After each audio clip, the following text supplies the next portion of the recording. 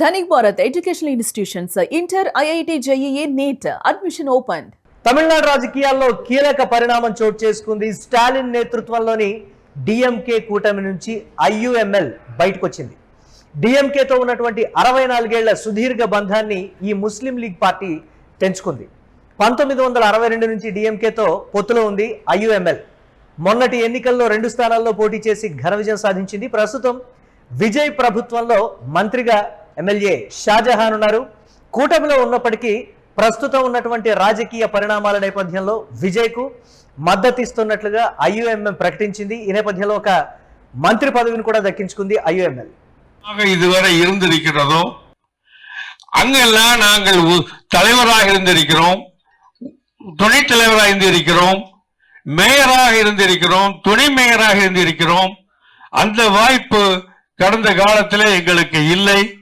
அப்படிப்பட்ட வாய்ப்பை நிச்சயமாக தமிழக வெற்றி கழக கூட்டணியோடு சேர்ந்து நாங்கள் நிச்சயமாக பெறுவோம். அதற்காக பாடுபடுவோம். 2026 తమిళనాడులో జరిగినటువంటి ఎన్నికల్లో అన్ని పార్టీలు కూడా తమ ఆలోచన విధానాన్ని మార్చుకున్నాయి. అంటే తమ ఆలోచన విధానాన్ని మార్చుకోవడానికి గల ప్రధానమైనటువంటి కారణం ఏంటంటే, ముందు ప్రజలు ఆ సాంప్రదాయ పార్టీల మీద కొన్ని అంటే ఒక 50 ఏళ్ల నుంచి రాజకీయాల్ని చూస్తున్నటువంటి తమిళనాడు ప్రజల ఆలోచన విధానం అనేది ఈ 2026లో పర్టికులర్గా ఏ విధంగా మారిపోయింది, వాళ్ళు రాజకీయాలను చూసేటువంటి విధానం ఏంటి, ఈ యాంగిల్లో వాళ్ళు రాజకీయాలను చూస్తున్నారా, ఈ నాయకుల్ని నమ్ముతున్నారా, అంటే సాంప్రదాయంగా గత కొన్నేళ్ల నుంచి ఉన్నటువంటి ప్రధాన పార్టీల పట్ల నమ్మకం పోయిందా, కొత్త వారి వైపు ఎందుకు చూడాల్సి వస్తుంది, ఇన్ని రకాల ఆలోచనల నేపథ్యంలో చోటు చేసుకుంటున్నటువంటి పరిణామంగానే మనం చూడాలి.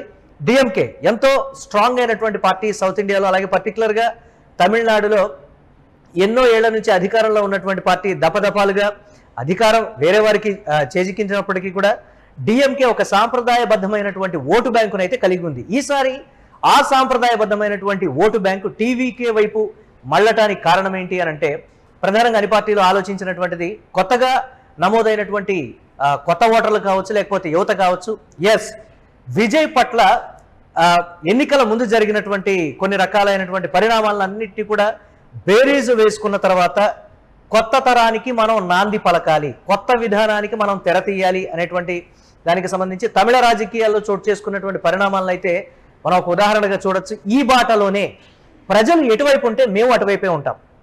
ప్రజలు విజయ్ వైపు ఉన్నారు, విజయ్కి ఒక మంచి మద్దతు ఇచ్చారు, అధికారంలోకి తీసుకొచ్చారు. కాబట్టి ప్రజలు విజయ్ వైపు ఆలోచిస్తున్నారు, కాబట్టి విజయ్తోనే మేముంటాము అని ఈ 2 పార్టీలు, డిఎంకే అన్నా డిఎంకే పార్టీలతో ఉన్నటువంటి చిన్న చితక పార్టీలు కావచ్చు, ఆ పార్టీలో ఉన్నటువంటి నేతలు కావచ్చు. ఇక్కడ ఒక విషయాన్ని మాత్రం మనం పర్టికులర్గా చెప్పుకోవాలి, డిఎంకే పార్టీలో నుంచి ఎవరు బయటకు వెళ్ళడం లేదు, డిఎంకే కూటమిలో నుంచి మాత్రం బయటకు వెళ్తున్నారు. ఇది ప్రధానంగా ఇక్కడ గమనించాల్సినటువంటి పరిస్థితి. భారతీయ జనతా పార్టీ అలాగే అన్నా డిఎంకే పార్టీలోంచి నేతలు టీవీకే పార్టీలోకి క్యూ కడుతున్నటువంటి విషయాన్ని అయితే మనం చూస్తున్నాం. ఇన్నేళ్లు 64 ఏళ్ల సుదీర్ఘ రాజకీయ బంధాన్ని తెంచుకొని ఐయుఎంఎల్ నేరుగా టీవీకే పార్టీకి మద్దతు ఇవ్వడం కావచ్చు, ఇప్పుడు టీవీకేతోనే కలిసి మేము ముందడుగేస్తాం అనేటువంటి దానికి సంబంధించి ఎమ్మెల్యే షాజహాన్ ఆయన క్లియర్ కట్గా కూడా తమిళ ప్రజలకు, ఇన్నాళ్ళు ఆదరించినటువంటి ప్రజలకు నేను ఈ విధంగా చెప్తున్నాను, ప్రజల ఆలోచన విధానం మేరకు, ప్రజల నిర్ణయం మేరకు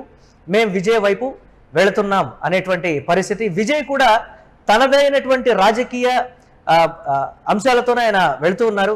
ఎక్కడా కూడా రాజకీయ అవగాహన లోపంతో ఈ పని చేశారని కూడా చెప్పడానికి కూడా లేదు. పార్టీ పెట్టిన దగ్గర నుంచి అధికారంలోకి వచ్చిన తర్వాత దీనికి సంబంధించి ఆయన తీసుకుంటున్నటువంటి నిర్ణయాలు కావచ్చు, ప్రభుత్వాన్ని విజయ్ ఫామ్ చేసినటువంటి విధానానికి సంబంధించి కూడా క్లియర్ కట్గా మాట్లాడుతున్నారు. ఎన్నికల సమయంలో ఎవరిని విమర్శించకపోవటం, సూటిగా మాట్లాడటం, ఆయన నేరుగా ప్రజలకు అర్థమయ్యే విధంగా తానేం చేయాలనుకుంటున్నానో, తాను అధికారంలోకి వస్తే ఏం చేస్తానో చెప్పినటువంటి విధానానికి సంబంధించి కూడా తమిళ ప్రజలు ఎస్, ఈసారి అధికార మార్పిడి అనేది డెఫినెట్గా జరగాలి.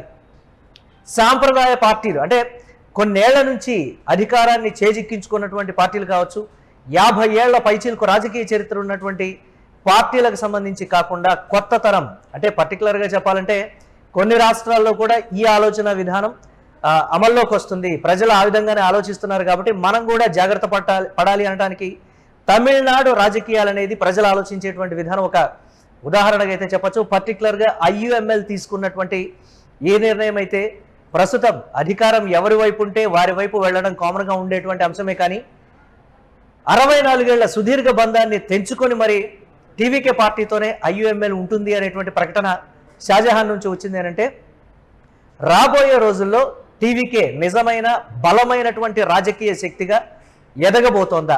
విజయ్ ఆ దిశగా పార్టీని స్ట్రెంథెన్ చేయనున్నారా?